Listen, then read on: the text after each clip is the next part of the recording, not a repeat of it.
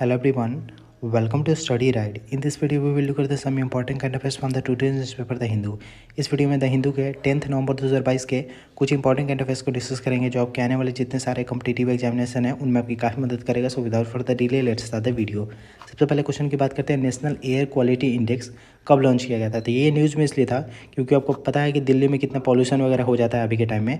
ये 2014 में लॉन्च किया गया था। तब के हमारे जब इन्वायरमेंट मिनिस्टर कौन थे, प्रकाश जावड़ेकर, उनके द्वारा लॉन्च किया गया था अंडर स्वच्छ भारत अभियान। ठीक है, और इसके बारे में आपको 3-4 बातें और बता देता हूँ, आपने न्यूज़पेपर में काफ़ी टाइम सुना होगा।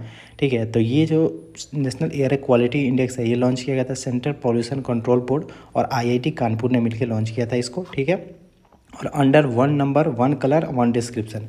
तो क्वेश्चन आ सकता है कि 1 नंबर 1 कलर एंड 1 डिस्क्रिप्शन किस चीज़ से रिलेटेड है, तो नेशनल एयर क्वालिटी इंडेक्स से रिलेटेड है।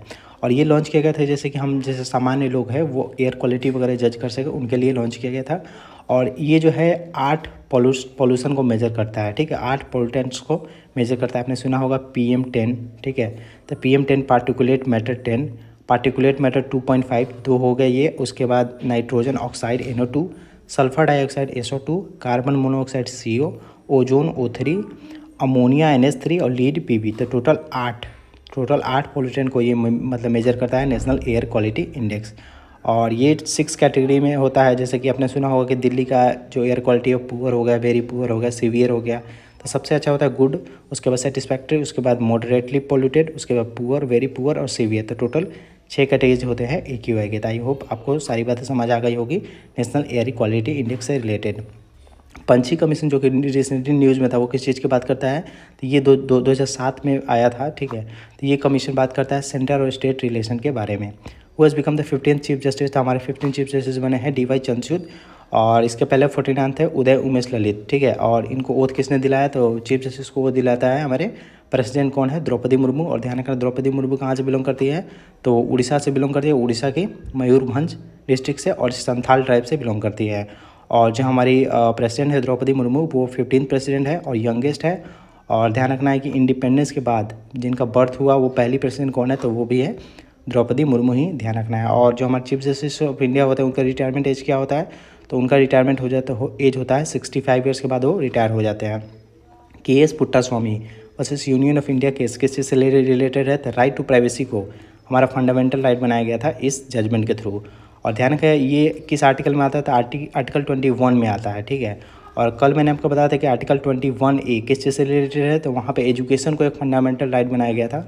6 से 14 साल के तक के मतलब बच्चों के लिए राइट टू एजुकेशन को एक फंडामेंटल राइट बनाया गया था अंडर 21A। और अमेंडमेंट कौन सा था, तो 86th अमेंडमेंट था, तो वो भी आपको ध्यान रखना है। वेस्ट कंटेनर टर्मिनल प्रोजेक्ट जो कि श्रीलंका का है वो कौन बिल्ड करेगा, तो वो उसको अदानी बना रहा है भारत से। Who is the attorney general of India, R वेंकटमणि हमारे अटॉर्नी जनरल है भारत के। डीमोनेटाइजेशन जो 2016 में हुआ था वो किस चीज़ के थ्रू हुआ था, ठीक है, तो ये RBI एक्ट 1934 के तहत हुआ था। और ये न्यूज़ में इसलिए था क्योंकि जो पिछला जो डीमोनेटाइजेशन हुआ था 1946 में, और एक हुआ था कब, 1978 में। 1946 और 1978 में जो हुआ था वो पार्लियामेंट एक्ट के थ्रू हुआ था, लेकिन ये वाला जो डीमोनेटाइजेशन था वो 1934 जो RBI का एक्ट है उसके तहत हुआ था। Indian delegation on human right council किसके द्वारा हेड किया जाएगा, तो वो तुषार मेहता जो है हमारे कौन, सॉलिसिटर जनरल, वो उसको लीड करेंगे। Recently which tribe added in schedule tribe, Jammu Kashmir, मैंने आपको पहले ही बताया था पहाड़ी ट्राइब को रिसेंटली इसमें ऐड किया गया है। पश्मीना, आपने सॉल वगैरह का नाम काफ़ी सुना होगा, ये कहाँ से ऑब्टेंड होता है, तो एक कॉपरा हेरकस गोट है उससे ये निकाला जाता है। ठीक है, और ध्यान रखिए ये पश्मीना कहाँ पे मिलता है, तो आपको लद्दाख में। ठीक है, और एक तिब्बत में एक मतलब प्लेटू है चांगथांग प्लेटू, वहाँ से आपको ये देखने को मिलेगा, वहाँ से ऑब्टेन किया जाता है। ठीक है, और एक और होता है सहतूस जो कि एक फाइबर है, ये भी आपने पेपर में पढ़ा होगा। सहतूस जो कि तिब्बत से मिलता है, और सहतूस को हम लोग तिब्बत में लोकल लैंग्वेज में चिरू कहते हैं, तो वो भी एग्जाम में आ सकता है। IMF ने अनाउंस किया कि 4.5 बिलियन का लोन देगा किस कंट्री को, तो बांग्लादेश को देगा। ठीक है, वहाँ का इन्फ्लेशन वगैरह ठीक करने के लिए। और IMF का हेडक्वार्टर कहाँ पे था, वाशिंगटन DC में, और इसकी मैनेजिंग डायरेक्टर है क्रिस्टलिना जॉर्जिएवा जो कि बल्गेरिया से बिलोंग करती हैं। वो the president international boxing federation, तो उमार क्रेमलव इसके प्रेसिडेंट है। ठीक है, और ध्यान रखना है कि जो वुमेन बॉक्सिंग जो चैंपियनशिप होगा उसको इस बार न्यू दिल्ली होस्ट करेगा। और इंडियन बॉक्सिंग फेडरेशन की बात करें तो उसके प्रेसिडेंट कौन है, अजय सिंह। प्राइम मिनिस्टर नरेंद्र मोदी को आपने कई बार सुना होगा, वो बात करते हैं वसुधैव कुटुंबकम के बारे में। तो ये जो वसुधैव कुटुंबकम है ये किस चीज़ में अपीयर हुआ है, तो ये महा उपनिषद में अपीयर हुआ था। और ये जो G20 का लोगो और थीम वगैरह भी जो लॉन्च किया गया वहाँ पे भी आप देखोगे तो यहाँ पे लिखा हुआ है वसुदेव कुटुंबकम। तो ध्यान रखना ये महाउपनिषद से लिया गया है। और G20 को इस बार होस्ट करेगा 2023 में इंडिया। तो इस वीडियो में इतने आने वाले वीडियो और क्वेश्चन देखेंगे। If you like the video, do like the video and also subscribe channel, share with a friend. Good bye, see you in the next video.